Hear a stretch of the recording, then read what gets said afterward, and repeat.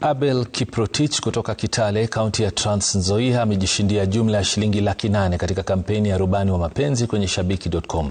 Kiprotich anasema anapania kutumia sehemu ya fedha hizo kulipa karo yake ya chuo kikuu ili aweze kuendelea na masomo yake. Pia anasema anapania kupiga jeki masomo ya ndugu zake na baadaye kuanzisha biashara itakayompatia mapato ya kudumu. Shindano la Rubani wa Mapenzi linaendelea kwa mwezi mzima wa Februari, huku kukiwa na washindi wa shilingi 50,000 kila siku kwenye Shabiki.com.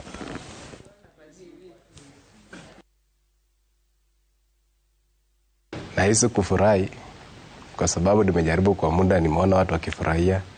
Ingawaje nimekuwa nikishinda pesa kidogo kidogo, but wakati nilishinda pesa mingi, at least I'm happy. I can now believe Shabiki. Hii pesa napanga kukamilisha karo yangu ya shule, bado mimi ni mwanafunzi pale MKU. Pili, nina ndugu yangu mdogo na dadangu mdogo ambaye nafaa kualipia pia fee, na pia kuanzisha mradi ambaye itanisaidia kupata pesa zingine.